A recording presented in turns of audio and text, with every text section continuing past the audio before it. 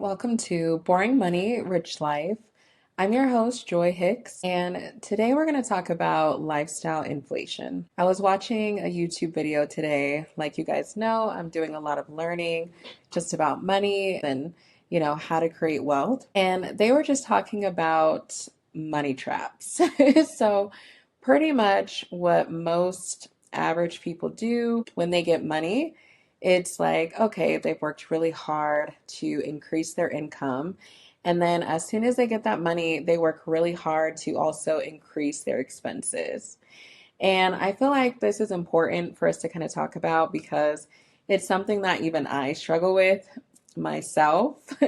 So when I got the job that I have now, the first thing I did was go on a trip to celebrate. Like, I started my job, I want to say in July, and it was like the later part of July.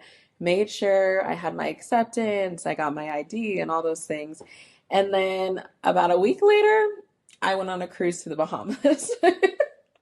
So I am literally learning. Like I said, I am not exempt from these things. The reason why I bring these topics to you guys is because I'm literally trying to do better and I'm trying to, inspire you guys to do better as well.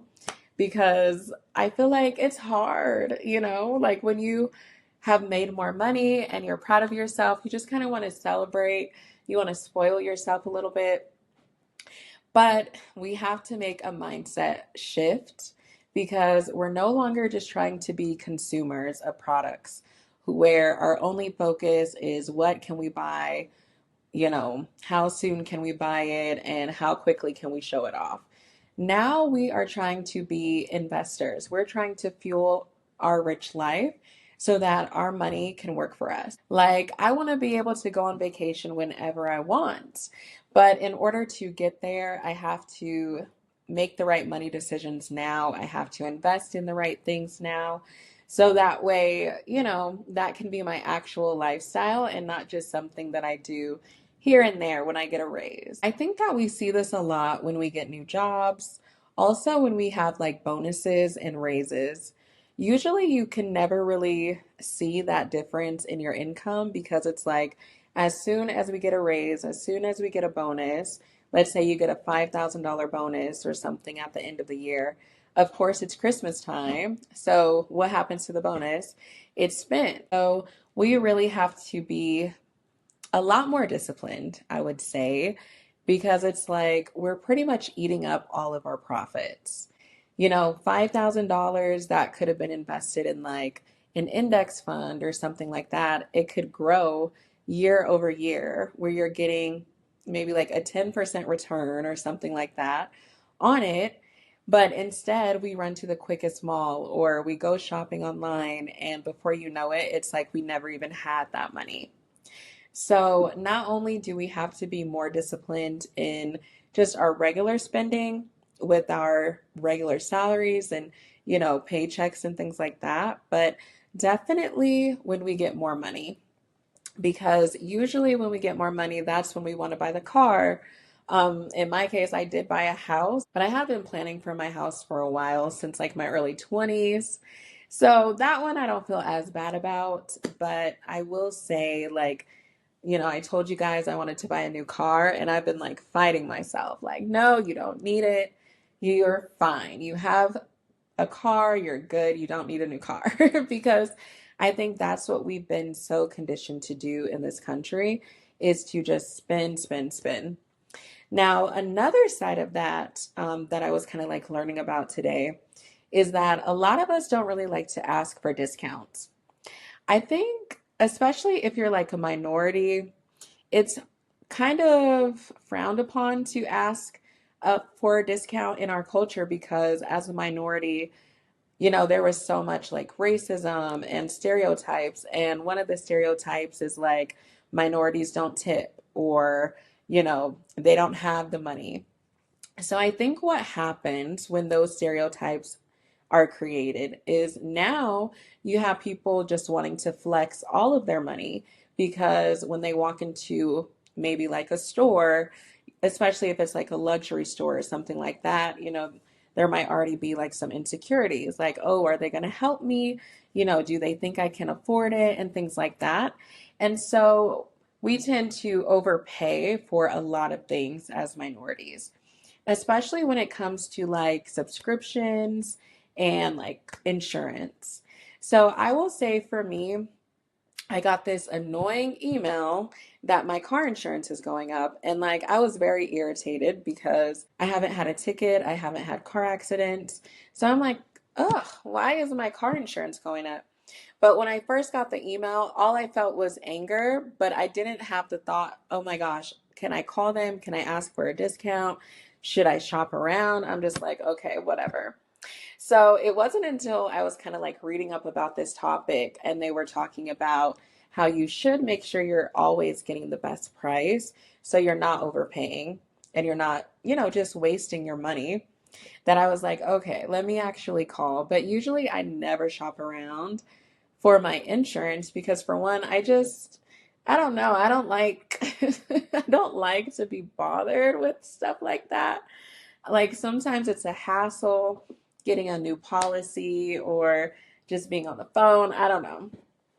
But because I'm trying to fuel my rich life, like these are the things that I do have to start paying attention to a little bit more.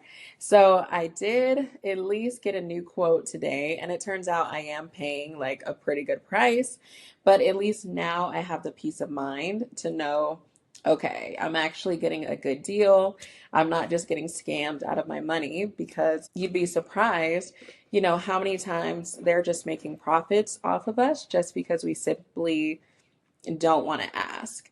And I think even with like tipping too, tipping has gotten out of control. Like, tipping has become such a headache that we're actually starting to see people not even wanting to go out to eat anymore because it's like, a tip that used to be anywhere from 10% of your bill to maybe even like 18% is now like 20 to maybe even 25% of your bill. And my thing is, I want people to be compensated for their work. Do not get me wrong. But I feel like your employer should be the one who's taking on the responsibility of making sure you're compensated. I think tipping has definitely a long history, especially like in the Black community where Black servers weren't getting paid and tips were the only way they could actually get paid and things like that. But I think it's getting out of hand. Like, there is no reason that I should be asked if I want to tip when I'm just grabbing like a quick Starbucks drink or something like that. Like, why? Why would I tip you for literally putting my hot beverage in a coaster and handing it to me? Like, why should I tip you 20% just for saying hello to me when, I'm the customer?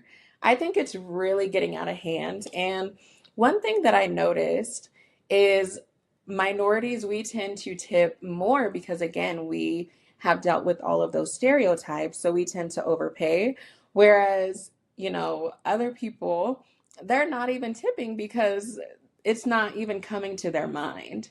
So I think it's important to just make sure that you're not overpaying for things. Like I said, you should definitely tip your servers, be kind to your servers.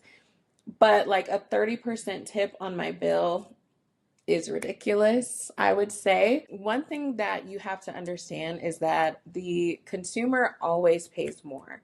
Consumers, we pay more in taxes, and then businesses, they also roll their costs over to us as well. So you have to kind of find those ways and you have to kind of be like savvy with your money. Make sure that you're being a good human, but also make sure that you're not overpaying just for the sake of overpaying. And then also, living like the Joneses, trying to impress other people, that is definitely another way of just like inflating your lifestyle and kind of looking a little crazy. Like, don't get me wrong, I definitely love nice things and I love nice experiences. So, me personally, I will spend like good money on an experience if it's something that I personally want to do, right? But I think when we're spending all of this money trying to impress other people, and a lot of times it's people that we don't even like, that's when you're just kind of throwing money down the drain. So be careful of those times when, you're just kind of like flexing in front of others, because again, that's costing you more money. So, most important thing to remember is when you get paid, actually allow yourself to see that money, to see that extra income. Because, like I told you guys, I was reading something or watching a video about something where it was saying that if you can't buy something 5 times, that you really shouldn't buy it. So I feel like if we actually start to adopt that rule, mind you, it's very hard because right now we live in such a digital age where like comparison is truly the thief of joy because you can literally see what everybody is posting, what everybody is doing.